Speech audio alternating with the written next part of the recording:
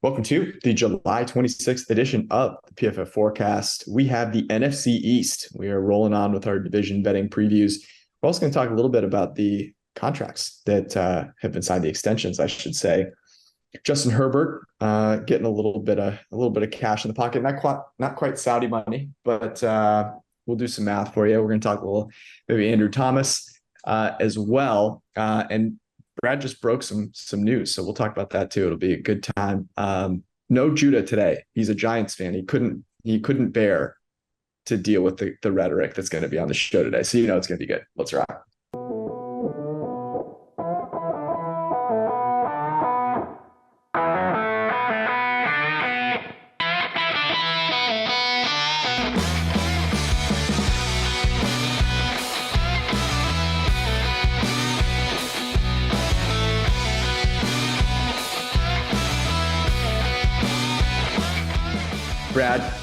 Bradley, breaking news.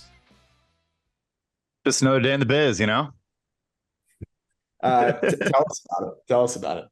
Yeah, so I just posted on pff.com. So I guess if you're listening to this later on or tomorrow, check it out. But we get the exclusive breakdown of the Cole Kmet contract. So every detail in there, every single salary and the cap hits and all that, you can find over at PFF. Yeah, it's a big day. Like you said, a lot of news coming in. No one's quite getting, the money that Jaylen Brown or the Saudis are getting these days, but some big deals coming through nonetheless. Every great journey starts with a single step. And I feel like Cole Kmet, is that step for us this year. I want to know this, Brad, because I bet people would be interested in this. Like, why is it that Schefter, Rappaport, basically those two guys, I mean, there's a couple others that kind of break news, but like, what does the inner workings of the breaking news world look like? It feels like it's, after Russia, like the place where there's the most entrenched leadership in the world.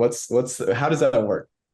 Yeah, I think the biggest reason why you see a small collection of people, those two you mentioned, Pelissero, Garofalo, Fowler, and kind of, maybe a few other names get involved is because it's a feedback loop, right? So it's a give and it's a give and a take, and those guys will find out. I'm assuming, details on other negotiations going on to maybe feed intel to an agent. Say, hey, this guy might get this, so keep that in mind when you're working through your deal. Or hey, this is happening, etc. So you're only going to get if you give. And if you're able to provide information that they can leverage to their benefit, then they're going to say, all right, cool. Well, thank you for that. Here's now this information. You can go tweet it out to your 10 million followers. I'm sure that's also a part of it as well. I don't think my 27K strong it has quite the reach of Adam Schefter. But those are the two big reasons why they get all the deals, because they provide a benefit. It's not just they're not random people, random figureheads. They provide as much of a benefit as they get in return.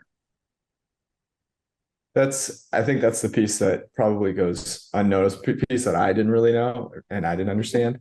So are you saying the pathway? I mean, so who's a guy that's recently come up or gal that has recently come up in the kind of breaking news space? And is Shams the most recent guy?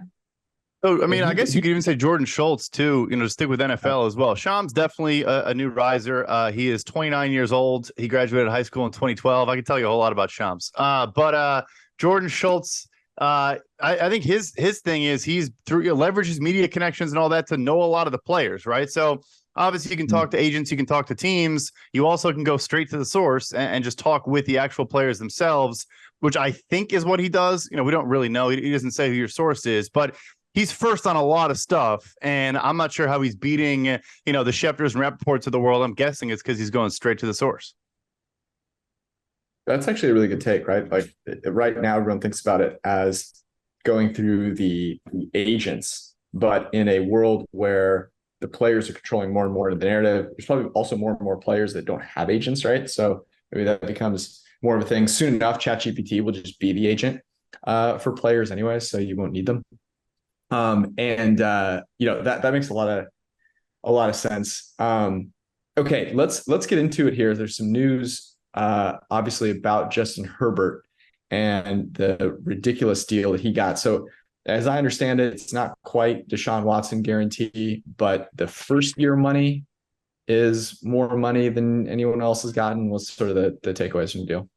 Yeah, 218 million total guaranteed. So getting close to that Deshaun Watson 230 number. Obviously, it's out of a total of 262 and a half. So not fully guaranteed like Watson. But the big number you mentioned is the first year cash flow of $100 million. Lamar Jackson set the record at $80 million a couple months ago. And, Herbert gets 25% more than that in the next big quarterback deal. A truly staggering, massive number for first year new money cash flow. It's going to make things interesting for Burrow. I think Burrow might get the biggest signing bonus in NFL history, which is also a record set by Lamar Jackson, about $72.5 million. But yeah, that's the big takeaway. But also, they cleared some cap for 2024. We've talked about their terrible cap situation next year. He's under contract for 7 years. And as good of a deal as I think it can be viewed in the team in a lot of ways, the old thing always comes back to they couldn't win a playoff game with a rookie contract, Justin Herbert. Can they win playoff games and Super Bowls with the richest player in the NFL, Justin Herbert? As awesome as we all think he is, that's pretty clear from our last podcast. But, that now things get really interesting in Los Angeles. Yeah, by the way, last podcast, we did the kind of Herbert Burrow debate. Where did you land on it, Brad? Burrow for now. Yeah. Yeah, that's where I landed too, man. But it is a tough one. Like if you had to pick one of these guys to start with, they're definitely right there. And I don't think you can fault anyone for actually going either way. I think some people would say you're crazy if you don't take Burrow. I think you're crazy if you think that is the case, just based on kind of observation of the two situations. But you bring up a really good point, and we touched on this in a little bit more detail, which was look at the supporting cast. And his supporting cast has not been as good as Burrow's from a receiving standpoint. I think this year they have a much better offensive line. If Keenan Allen and Mike Williams stay healthy and Quentin Johnson is decent, it could be as good as Burrow's receivers. But this now really comes down like, what are the ramifications in terms of that supporting cast? So what does this mean for Keenan Allen? What does this mean for Mike Williams? If they try and keep those guys around, what does that mean for the rest of the team? And then kind of spinning it forward to the Burrow situation, how do you expect, if at all, Burrow's contract to be different? He had that quote saying, hey, I think all these guys are going to be fine. We're going to figure out a way, kind of paraphrasing there. But do you see something different happening in Cincinnati that allows them to keep that core more intact? Yeah, what's super interesting here is with Herbert, the guys that were all getting paid are older than him. Their contracts are kind of nearing the end. And not just the cap hits and all that, but also the actual cash getting paid out. You're not giving these big upfront signing bonuses. Obviously, you get more cash early on, and then it kind of trickles down. Maybe you have a big salary at the end. It's, kind of a cuttable, non-guaranteed thing. So for the Chargers at first, we've talked about it before, but Keenan Allen, Mike Williams, and Khalil Mack, all three could not be Chargers in 2024. I think that is a real possibility. And then you have to replace, two good receivers and a good second edge rusher opposite of Joey Bosa. So that will be interesting there going forward. The inverse with the Bengals is obviously T. Higgins was in Joe Burrow's draft class and Jamar Chase was the year after.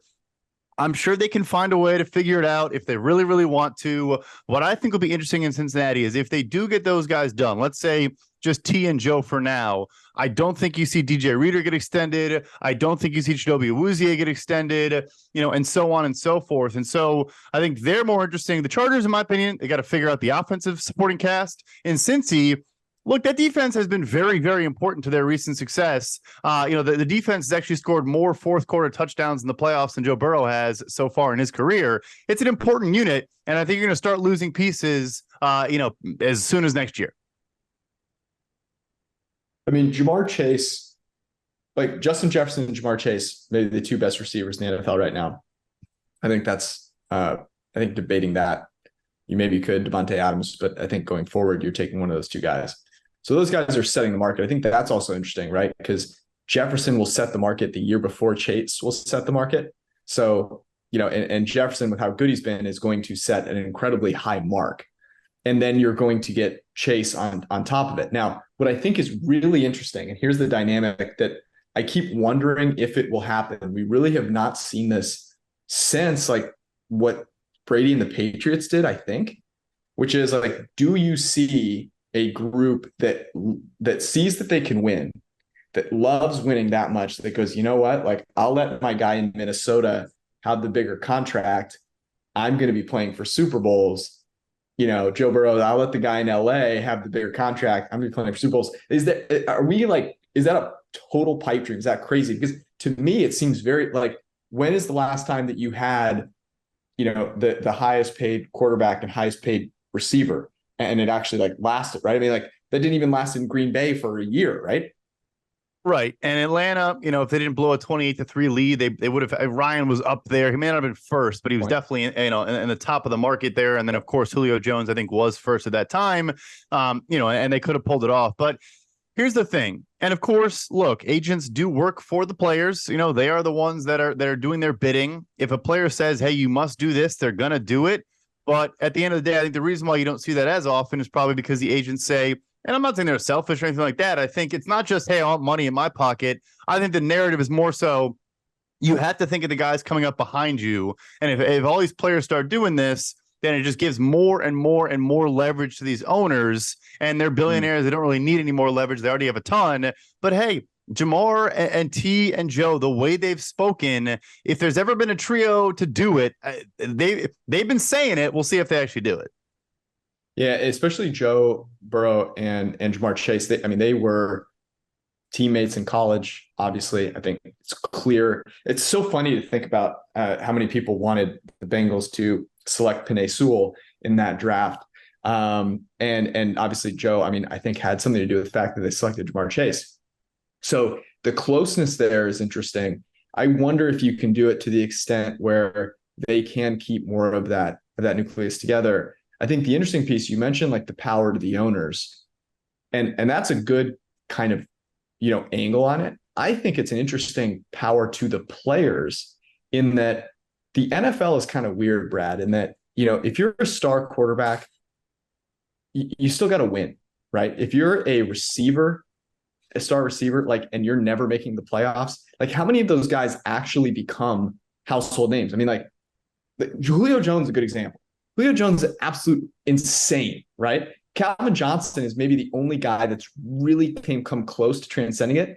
We don't see Calvin Johnson anywhere, right? Like Jerry Rice is that big name. He won Super Bowls, right? It's interesting. Like, could you make a case? Yeah, if I take a few less $1 million here, I can become such a more marketable player. And there's actually so much more money to be made out there, in the real world with that marketability. Look at what, players are doing after their career now. I just think it's an interesting calculation to make, because we're hearing, we're talking about this with running backs, how, short the timeline is. Playing careers, even for guys that play longer than running backs do, is still short, right? Unless you're a quarterback, you're mid-30s and you're kind of, you're cooked at that point. So it's like, what can you do to extend that? I just think it's an interesting thing to talk about.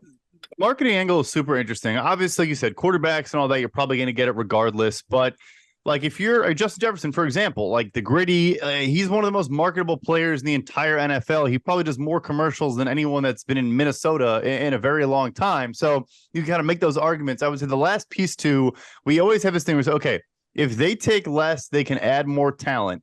The owner still has to do it, right? They don't get a guarantee. Hey, if you take less money, we're gonna go sign this guy to play defense, or and that's the big thing is how do you ensure they actually follow up on their word and say, you know what, because you took less, we're now gonna spend the difference on somebody else. They might not actually pull through on that.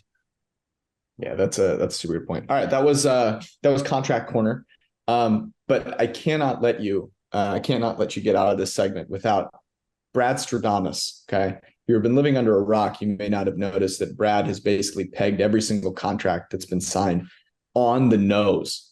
And so I'm going to give you a chance to get one wrong here with Joe Burrow. I'm guessing this is imminent. Give us your projection, your prediction on what Joe Burrow ends up getting. I think he's going to get 5 years, $265 million, which would be $53 million per year. I think you should have picked a different guy if you wanted me to be way off. I don't think I will be. Okay. So I think that's going to be the base value. Go ahead. I was saying that to make sure that you were going to be right. Gotcha. I appreciate that. I appreciate that. Yeah, yeah, yeah. Feet to the fire and all that. But yeah, so I think it's going to be an incremental raise, right? Herbert only got 500,000 more than Hurts or than Lamar, so I think Burrow will take 500,000 more just to become the highest paid. The fascinating thing is going to be the Bengals. Are they going to guarantee money in salary? It's something they do not do. Usually their only guaranteed money is signing bonus and nothing else. I think we'll see him get 1 or 2 years of guaranteed salary, but not, 3-4 years out like Justin Herbert. Herbert also had these massive option bonuses that, Rodgers had, etc. So anyway, the prediction is 5-265. We'll figure out the details later. Okay. Any chance that he could do something similar to what Mahomes did? That Mahomes contract, I think, looks pretty good in hindsight and sounded amazing when it was announced, right? But has allowed the Chiefs, I think, some flexibility. So that's the thing, is the way they were able to pull that off is by guaranteeing money further out than anyone ever, right? So it's saying, okay, you're not going to get good cash up front, and in return, you're going to have assurances and be protected in perpetuity, essentially. Whereas the Bengals, that's the crazy thing is, it would behoove the Bengals to do the same thing, but because they don't guarantee future money, they're going to have to do the reverse and give a gigantic signing bonus, massive money up front, because Burrow's going to say, you could cut me or I could get hurt or whatever down the road. And because there's no guaranteed money, I need a lot of money now to invest, and etc. So yeah, I don't think so, but and it's tough because it works against them. Yeah, maybe this is all good things. All things change at some point. This might be a good time for them to do it.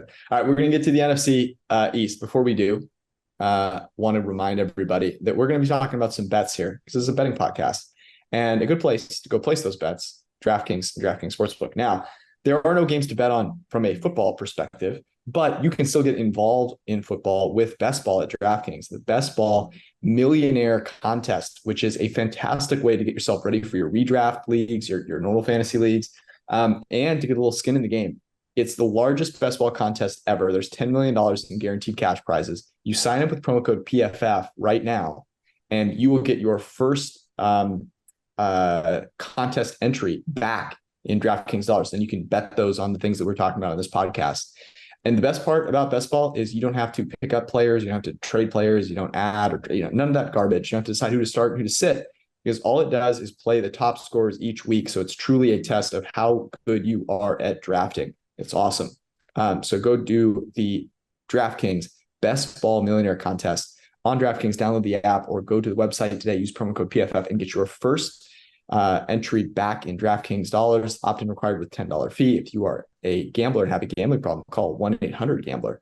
Bonus issued in 10 DK dollars. As I mentioned, agent eligibility restrictions apply. Void where prohibited. See DraftKings.com/promotions for details. This ends 8/9/23. Not a lot of time left, so go make it happen. The NFC East, one of the more interesting divisions. This was only a few years ago that this division was a laughing stock, just absolutely atrocious. That now belongs to the NFC South. But a very compelling and interesting division. The Eagles at the top, -135, implied probability 57%. The Cowboys at +190. Right now on DraftKings, that is an implied probability of 34%. The New York Football Giants, 11% implied probability at +850. And the Washington Commanders, Judah's Washington Commanders, 16-1 or 6% implied win probability for the division. Okay, Brad, as we start with all of these, which price here is the most off? In other words, which is the one that if you had to bet, you are betting? For me, it's the Dallas Cowboys at nearly 2-1. I think this is a toss-up division between the two of those teams. I think them and Philadelphia should be close to the same odds. I get the narrative on Philly. I get they had a good offseason coming off a great year. I am extremely, extremely bullish on Dallas. They've made a bunch of good moves this offseason, trading for Brandon Cooks, trading for Stephon Gilmore, Michael Gallup, a year removed from an ACL. They've drafted pretty well the last couple of years, and some of those guys haven't even played a ton, but have shown good flashes. I might bet on the Dallas Cowboys to win the NFC. I hate agreeing with you. So I'm really going to try hard to play poke holes.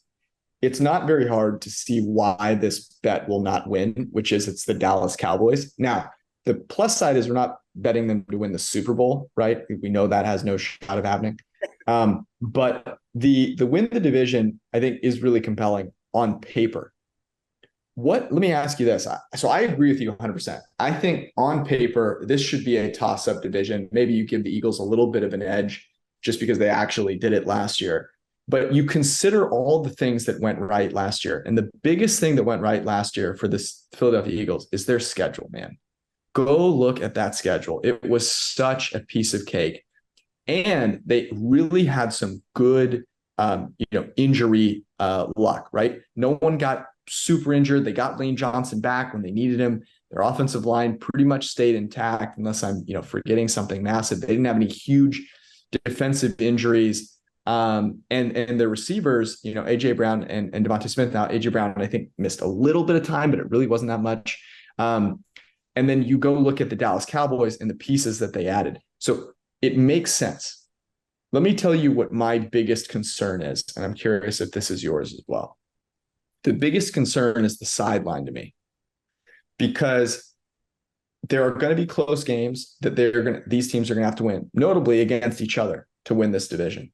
I just have so much more faith in Nick Sirianni than I do in Mike McCarthy. And I honestly think that would be like the reason not to make this bet, because they're going to have to win 10, 11 games. They're going to have to beat the Eagles at least once, probably twice, to sew that up. And that honestly is the biggest concern.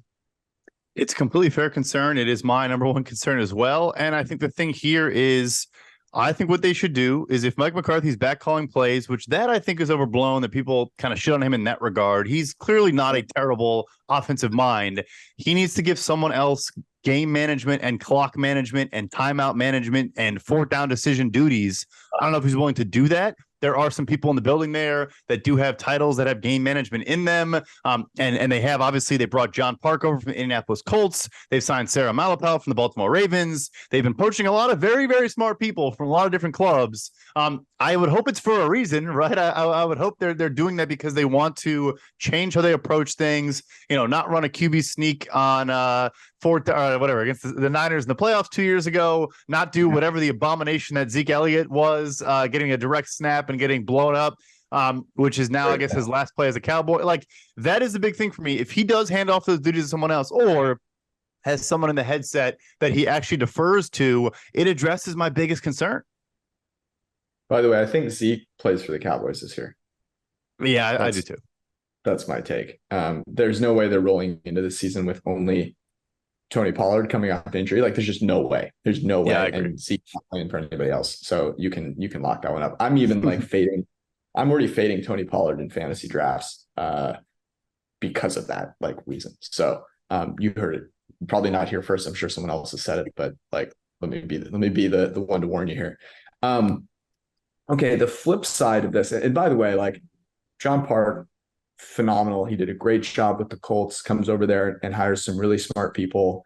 I think what's interesting, and I've, you've heard Frank Reich talk about this. I've heard, John and other members of the Colts talk about this as well, which was the reason that they loved working for the Colts so much was the way that Frank Reich welcomed their opinion and their work into his process.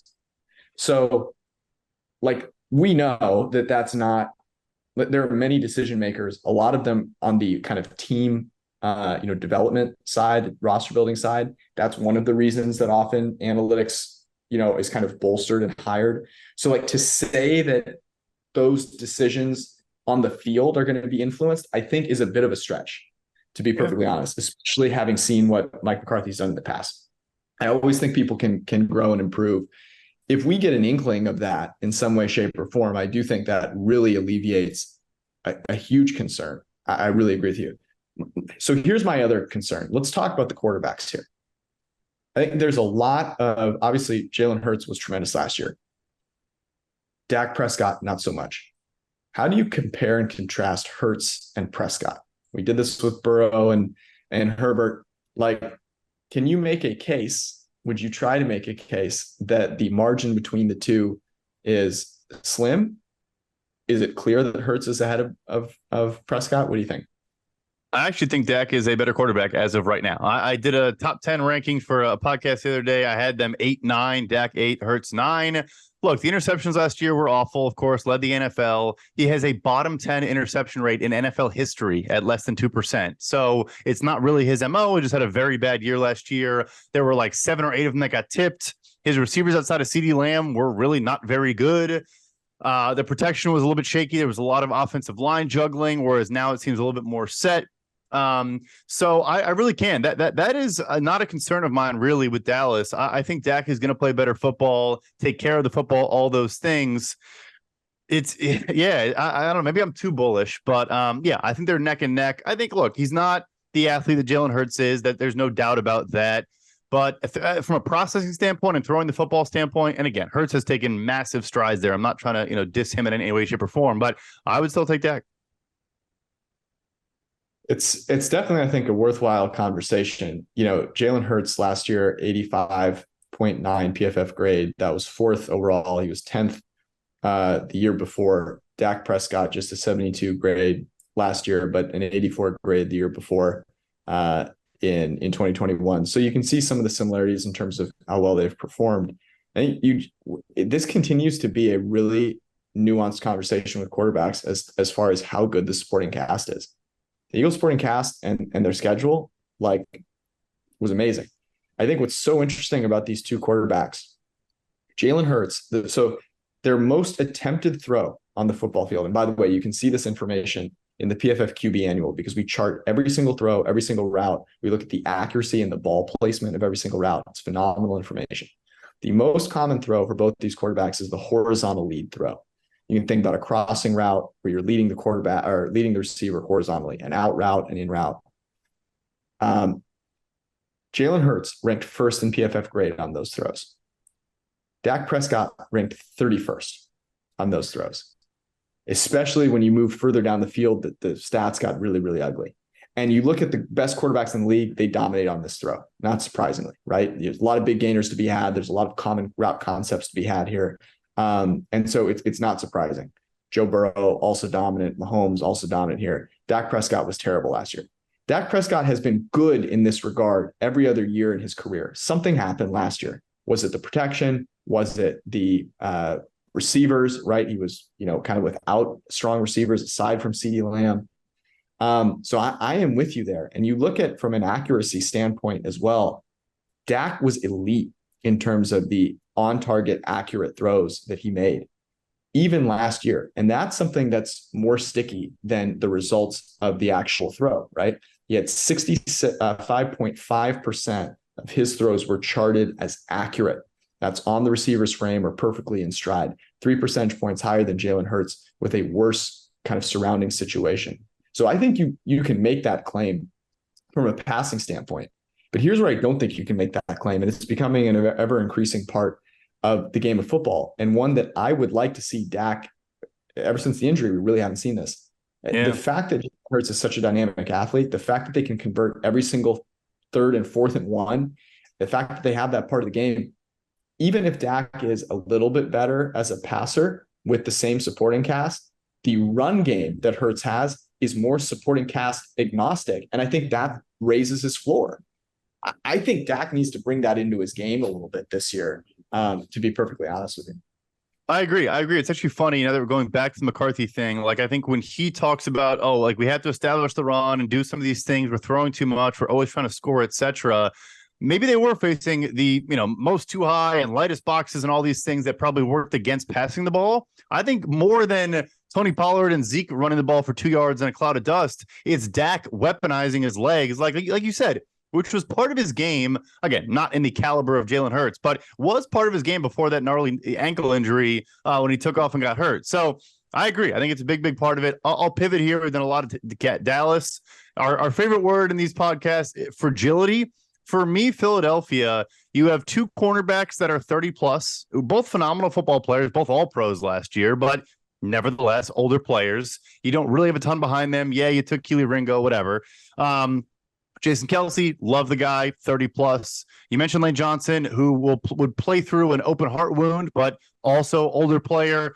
even talk retirement this offseason, how it's, he knows it's coming. So all those spots, those are key, important, high leverage players, but also Brandon Graham, Fletcher Cox. Like, there are a lot of pieces to this team that I think you can poke some more holes in. And again, if they stay healthy, they probably, win the division again. But it's easier for me to do that nitpicking in Philly than it is for me to do in Dallas right now.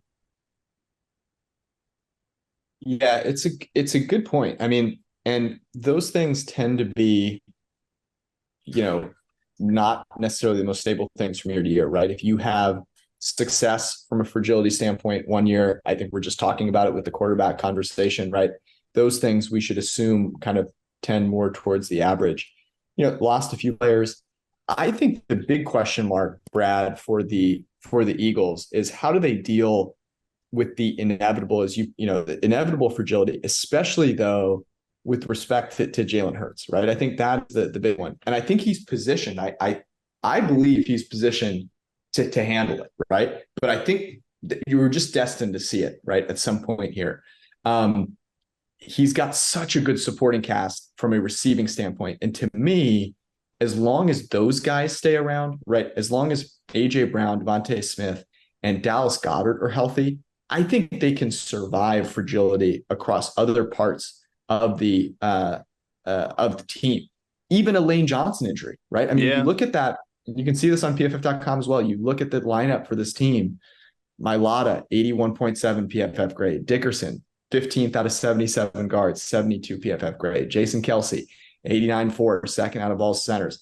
Jurgen, 72.7. Lane Johnson, 84.8. Better if you account for the types of situations he was put in, as Timo has pointed out many, many times in his research. Receiving core. And maybe even, specifically to A.J. Brown, because, otherwise they do have two other really strong receivers there. So I guess my question is, would you agree that if the receiving core, to what degree can they sustain some of those inevitable challenges if the receiving core stays intact? No, I think you're right. I think it is a very good shout. You think of Hurts the year before, and your last memory is that playoff game against Tampa where they literally could not move the ball an inch, no matter what they tried to do.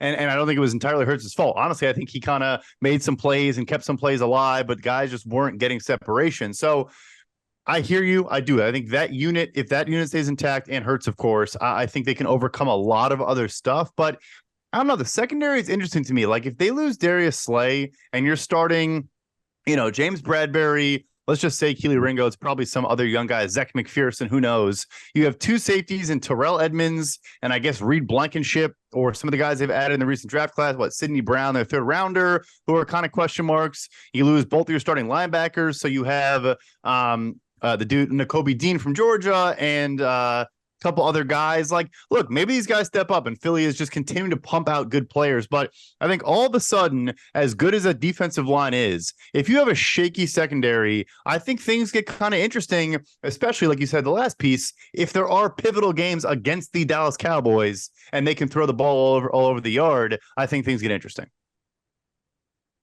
Yeah.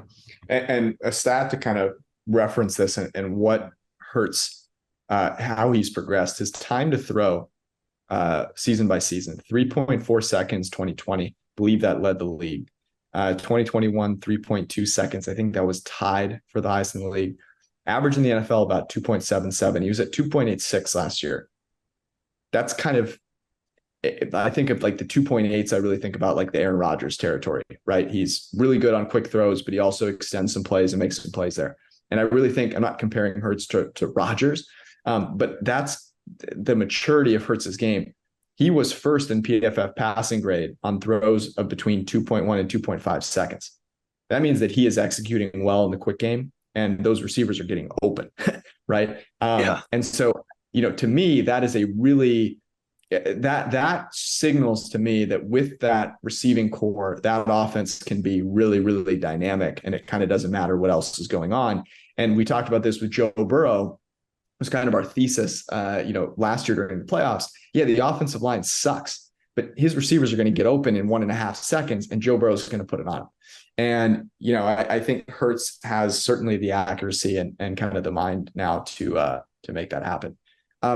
Let's talk about the other two teams. So the Giants and the Commanders. Before we do, both the Giants and the Commanders have some situations to be maybe, let's say, concerned about, right? And you don't want to be concerned rolling into your Sunday. You want to feel like the Cowboys and the Eagles. You want to be able to sit back, relax, and watch your team play without, worrying too much. That's why you need Fabric by Gerber Life, because when you're sitting on your couch on Sunday, you don't want to be worrying about the other crap in your life. You want to focus on your team.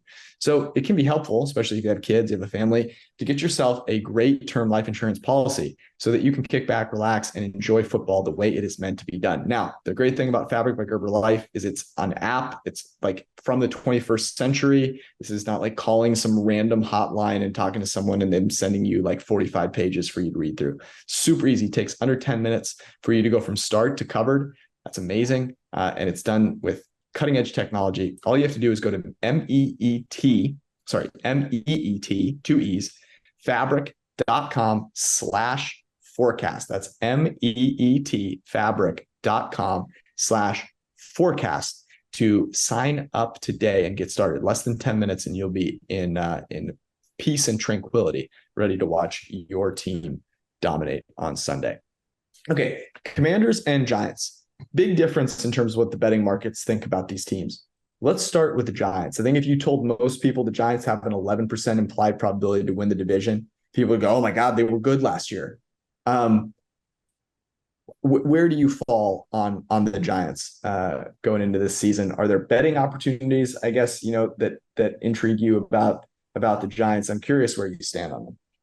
Yeah, I don't love them, but I actually do think their odds, when you ask the opening question of whose price is most off, you probably could make an argument for them. It's a pretty solid price for the Giants. So I don't love them. They obviously, Pythagorean win total, one score games, whatever, regressible metric you want to look at from last year, it impacted everything they did. But at the same time, I do think adding Darren Waller, adding Paris Campbell, Jalen Hyatt, all these pieces should have a better offensive line, should have a better defense. You have a lot of young players that just should play better and grow as well. My angle of betting it, though, and we're pivoting now, but I kind of love the Saquon Barkley over rushing yards. It's a bet that Eric put on the website last year. That was a big winner. I think it was 950 yards last year. It's 1,050 this year. Look, they probably faced so many heavy boxes last year because no one thought they were going to throw the football. They had no receivers to throw to. You don't have a Darren Waller. You have a quarterback no one really respects at that point. I think now with Brian Daboll, with all the pieces they have, that they probably will have some more favorable looks for Saquon Barkley. Of course, health is a huge piece of this, but they added Eric Gray, a fifth rounder out of Oklahoma, even sixth rounder out of Oklahoma. And, this is the other dirty part of the business. They signed him to a one-year contract. They're going to run him into the ground. I mean, they just are. They don't care about Saquon Barkley's 2024 health in any way, shape, or form. It sounded meaner than I wanted to, but it's probably true. So, I really do like that prop. It's the one bet that kind of jumped out to me when I was looking at all the various Giants offerings. You know who had the shortest average depth of target last year? Probably Daniel Jones. Daniel Jones, my God, yeah. 6.4 yards downfield. Jesus. Alex the second, basically. Now, there's a little bit of, it's probably not all on him because that receiving core was terrible. I get that they made some additions there.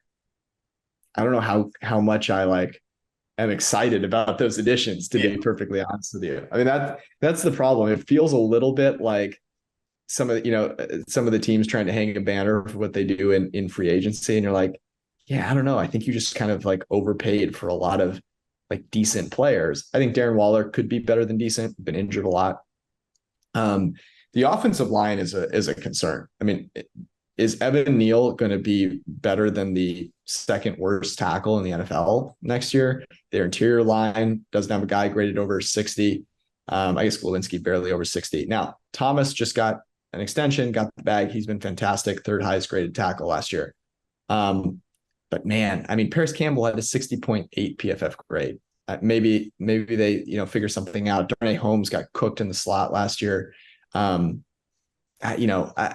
It's tough because I really feel that maybe everyone is wrong about the Giants. But certainly the people that think the Giants are as good as their record was last year, I think are in for a bit of a rude awakening. And I like Brian Daboll, but I'm kind of fading this offense this year. I like the Barkley over for everything that you mentioned. It's only 100 yards, and he's certainly going to be out there playing with, trying to prove people. I think the worry there would be, is he, when he gets injured, not going to play because he's trying to preserve himself? Like, is he going to play a lot less this year because he's trying to make sure he gets a second contract? That would be my concern with the Barkley bet.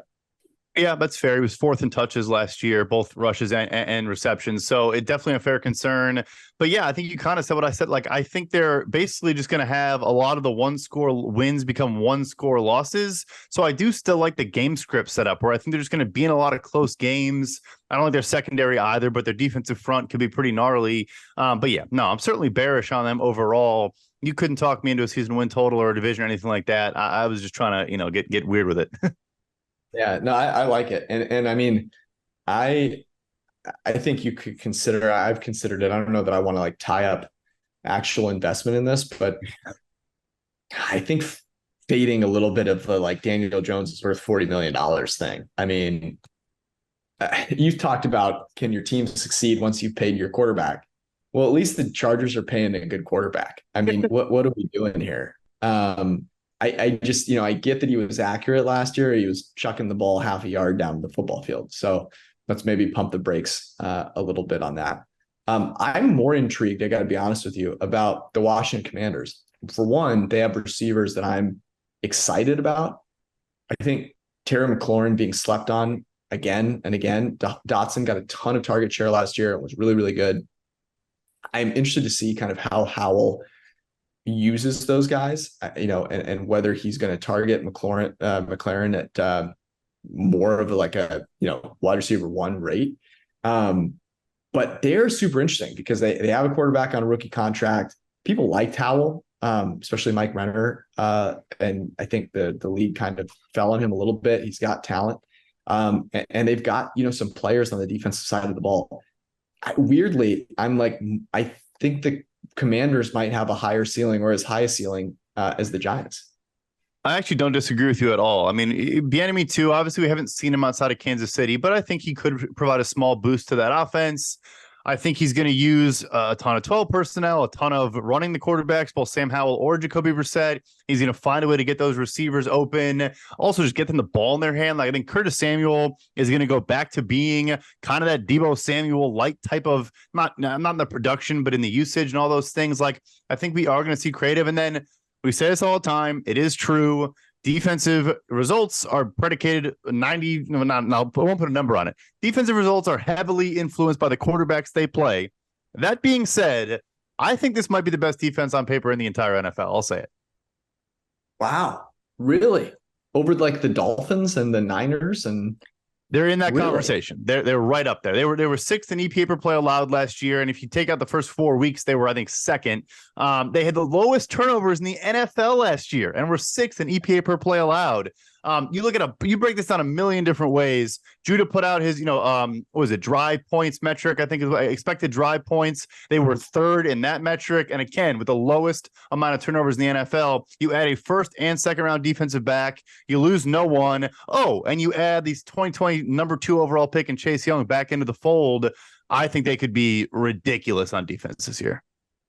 I was watching Quarterback, the Netflix documentary. Maybe we'll have to, once I'm finished with that, we'll have to dig in because I have some takes. I've been slacking you and Judah. I've got some takes from this, buddy. Like, wow, what an incredible documentary. The people that say it sucks are wrong. The people that say it's amazing are also wrong.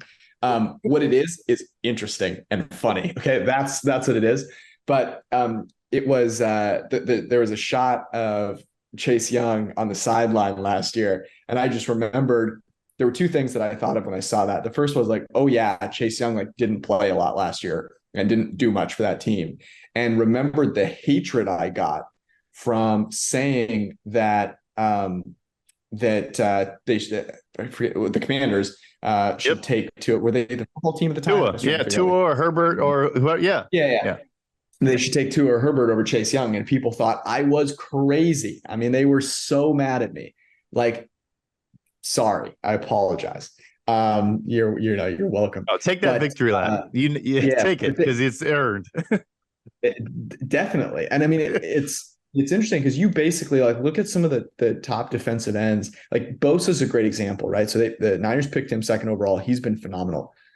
What they've had to, you need a Kyle Shanahan type guy to be able to win with a non like elite quarterback. And so if like to make that work, you've got to have that ecosystem.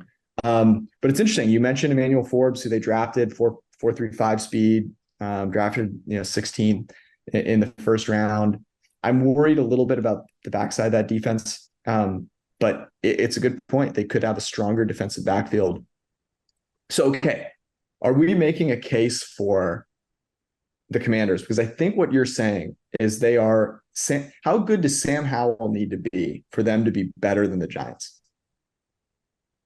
I mean, I don't think Daniel Jones is very good. So that's the thing. I don't think he has to be that good. You can get their alternate over, which is probably the bet I was going to say if we're picking something here. Over 8.5 is plus 275 on DraftKings.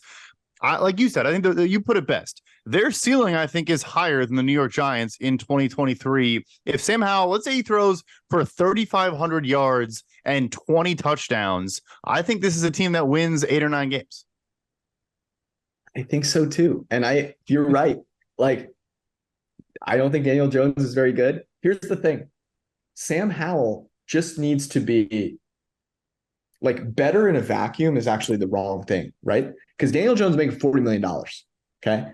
Sam Howell just needs to be better from a value perspective. I'm very confident that Sam Howell is going to be better from a value perspective, in terms of contribution per dollar spent than Daniel Jones is next year. And I feel like that's a miss in the way that people evaluate these teams, right? They kind of think about, because I think most fan bases, most bettors, probably most books, to be honest with you, don't think about the ramifications kind of down the roster. And you know this better than I do, right?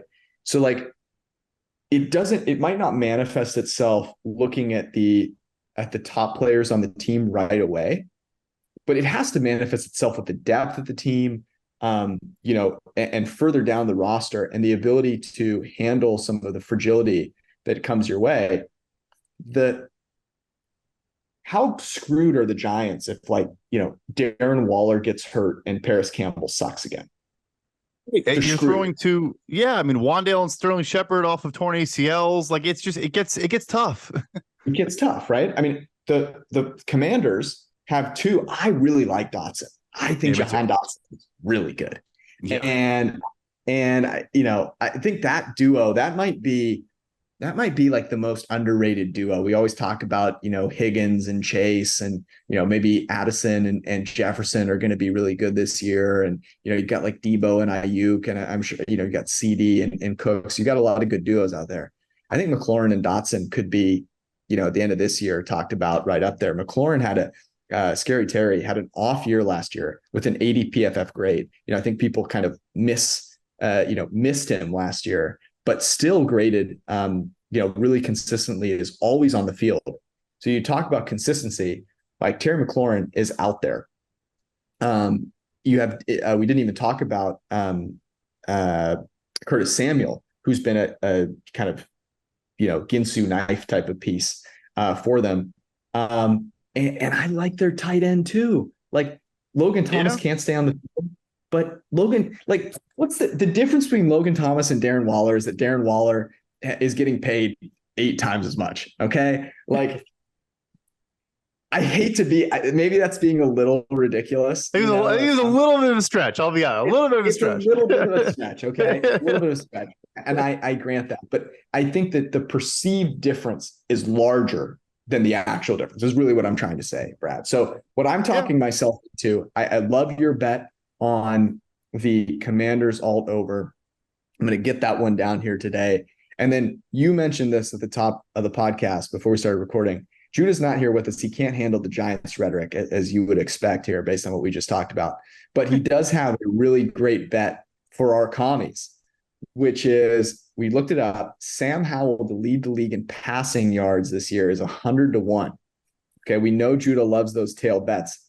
But I think we just made a really interesting case for why that's not, the most. Now he'll probably come out and be Malik Willis 2.0, but he's got passing options there.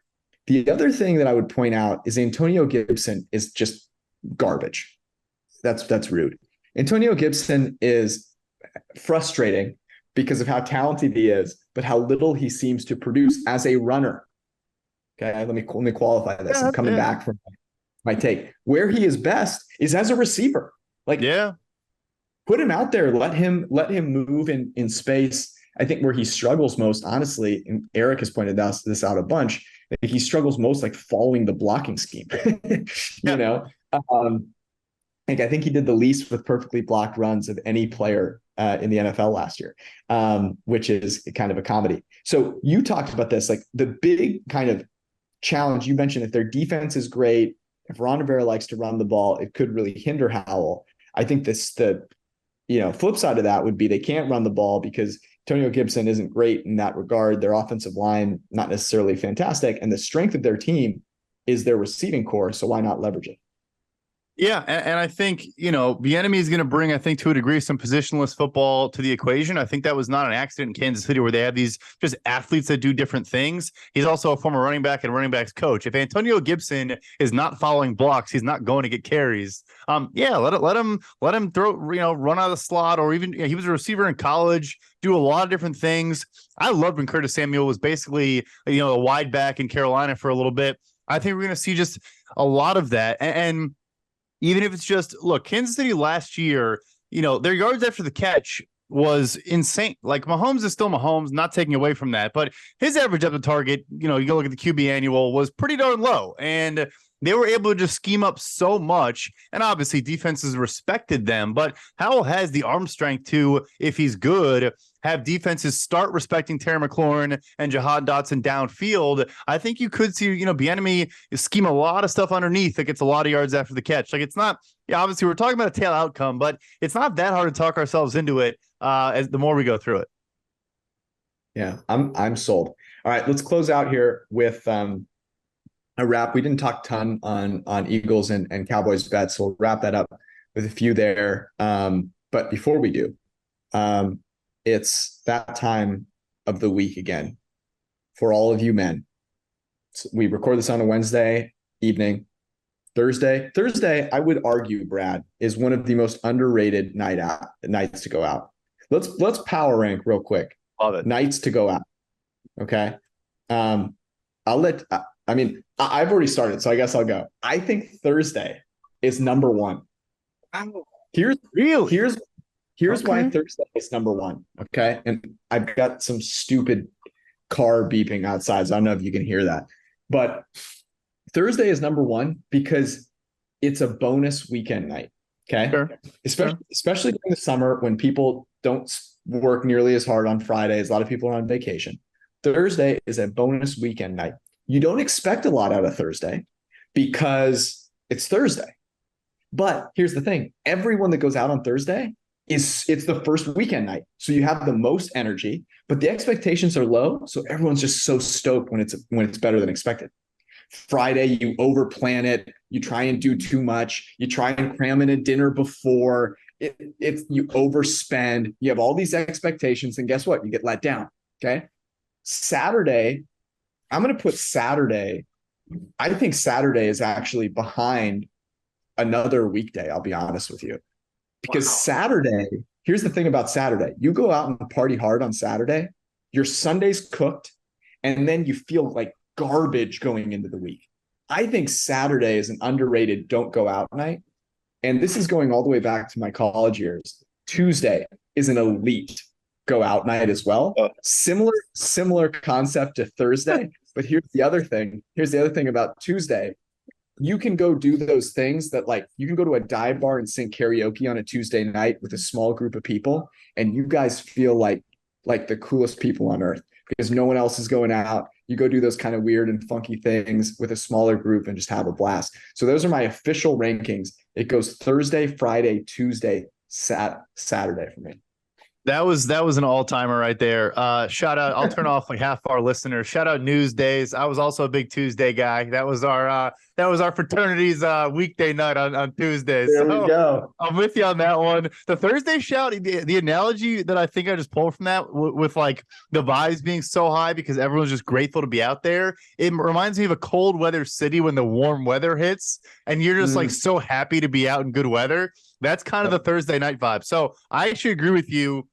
I might even put Thursday in the one slot as well. I guess we're talking about nights only. My favorite day drinking Saturday is my favorite because then you basically get hungover like 8 p.m. Saturday night, and then you wake up feeling good Sunday morning. But yeah, trust me, that was not a controversial rant from you. I'm with you. Fridays and Saturdays, it can be too much sometimes. Where would you put Saturday? I think you've introduced something that I completely forgot, which is unfortunate because I love nothing more than a day spent at Stadium Swim. Friday or Saturday is elite, to be honest with you there. Where would you put the Saturday day? Like, I think that's my 1-1. Saturday from noon, from 11 to 6 p.m. is my like prime, imbibing slot of the week. That is. And you have so much flexibility there. You can do it on a golf course. You can do it at the pool. Brunch. I've had this take for a very long time. If you go to Vegas, you want to avoid spending money on clubs at night and you want to invest your capital in the day. And I could do a whole podcast on this, so I won't. But if you want to know the proper Vegas plan, like I going to school in LA, I feel like I went so freaking much. I've got some experience there. And the day is the key because at night you can have a lot of fun at night without spending an absurd amount of money. You can't do that during the day at Vegas. Yeah. I'm sorry. Yeah. Like you can't do that. Okay. So that's the key. And the beach clubs or the pool clubs are the best. So I like that. I think you've got a compelling point. I'm thinking of reordering. Anyways, this was all to say that the weekend is coming. And so you need to get yourself in shape with Manscaped. Smooth sack summer, baby. The idea here is this. The more hair on your body, the more the warmer you get, the more you sweat, the more you stink. And the less clean that you look. The place where we support hair is well-groomed facial hair, as you know, from Brad and I. And the cool thing about Manscaped is they now have, in addition to their Lawnmower 4.0, which takes care of the hair below there, they also have a new facial kit that even if you have like a beard, it's got all this great stuff for that. If you just do kind of normal stuff like Brad and I, they've got a fantastic clipper that has an adjustable razor, so you don't have to plug in a bunch of different heads to the razor to get it to the right size that you want. And if you take it all the way off, it cuts you nice and close so you can trim around as well. Highly recommend. Use promo code PFF, 20% off plus free shipping at manscaped.com. I think I've talked about this a million times with this product. I use both of them. They're both fantastic. They travel super well. Great battery life, high quality product. It improves every single time you get a new one. So highly recommend. Promo code is PFF. That, Brad, has to be the best and worst transition into a Manscaped read because we turned it into like a 5-minute segment where everyone just turned the podcast off. The bets we place right now, they could win you $1 million and no one will tail them, but hopefully they're good. No one will know. No one will know. Okay. I'll start with your end. Anything on the particularly Eagles or Cowboys side that we missed? Yeah, so it's Cowboys again, and I think maybe even more so than the division bet I just mentioned. You can get their over 11.5 at plus 205. They hit this last year and they didn't win the division, right? And you had Dak Prescott miss 5 games. We talked about a lot of the issues, so I won't even ramble on there. I love that price. They could lose the division again and still hit that number. Seriously, I mean that's and you get better. You get better odds than you get to win the division. I think that is definitely the bet. Definitely the bet for them. I'll stay on the Cowboys train here. We've talked about this player a lot, okay? And there are a couple of different ways that you can bet this player. I think the Dak Prescott has a transcendent year. Look, it's going to be tough to compete with some of the quarterbacks that are out there. But he's got a very talented receiver that now is not going to have quite as much attention on him, and that is CeeDee Lamb. CeeDee Lamb, I've had this take before. He is graded incredibly well, especially when he plays in the slot. He's the guy that even though he's a Cowboy, I feel like is underrated. Like, I think he should be in that class, in that top class, and he's not in many people's minds. 35-1 to win Offensive Player of the Year. He is, let me find this here, league leaders in receiving yards. What is he currently? He was super. Yeah, he's 22-1 right now to lead the league in receiving yards. I kind of like shooting for the moon a little bit, especially because the narrative will quickly transition to a Cowboy player. They have a good year and win the division, right? People are going to be on them all the time. They're going to play a ton of primetime games. And Brandon Cooks is not cooked by any stretch of the imagination. Nope. Michael Gallup was hurt last year. So, he's going to take the top off the defense, to use a phrase there. That's going to, I think, really help CeeDee Lamb. And here's the thing. If you think that Dak Prescott's not going to be zeroed in on CeeDee Lamb, you are incorrect. That dude has, loves CeeDee Lamb, targets him left, right, and center. So I really like that as a tail outcome. Love your over bet as well. Yeah, no, I'm with you 100%. We're a CD pod all the way through. Always. Any others that we missed? I would just say, if you want to force a bet on the Eagles, I'm trying to figure out how to play these running backs. I think their numbers are interesting. You mentioned over on Sweat a couple months ago, which I did agree with. I think the counter to that would probably be, look, I love Rashad Penny. We've all seen the graphs where as long as you take down the minimum carries limit down to 0, because that's the only way he qualifies, he averages, 6 yards a carry, all that. 600 yards. He's already hurt right now, it sounds like. And I just think it's going to be a total committee. And the big thing, too, is a lion's share of his carries are on early downs. They're going to pass the ball on early downs. You're going to get some Jalen Hurts running as well. I'm just not sure he gets enough touches to get to 600 rushing yards. It's a scary bet because he's been very efficient, but he signed a minimum contract a day into free agency for a reason. I'm kind of, following the signal there. Yeah, I agree with you there, too. I mean, just like staying healthy. I totally agree. I've already talked about that one. I'm glad you brought it back up. I think it's hard to bet the Eagles unless you're going to bet some unders and kind of fade them a little bit. But that's a tricky proposition as well. So I really like those tail outcomes for the other teams. I think if there's an offense or a team that you fade, I really think it's more the Giants. I like the Giants potentially as an alt under as well. Let me kind of give you the prices here for the Giants, which is great podcasting. Their current line is 7.5. That's right. So you could go under 5.5 and get plus 270 there. I think that's interesting. People love what Dable has done. I love what Dable's done. I think it's going to be really hard to win with Daniel Jones making $40 million a year. So, I think that, as we talked about, there's a legit path for them to be the worst team in this division in a good division. So that's kind of the play I like on Judah's Giants. All right, great podcast. Lot was covered here today, including a power ranking of the times to go out and party. Did not expect that, but you got it anyways. That's why you love the podcast. I probably should have mentioned this at the top because I normally do, but I did not. For the 3 of you that are still listening, if you're not a member of the Discord, I don't know how that would be the case, but make sure you go join it. The Printing Press Discord. The link is in the description and the tweets we tweet out. Especially with football season coming, you will not be disappointed. All right, that was it. That was our podcast. We'll be back with you on Sunday. Brad, peace.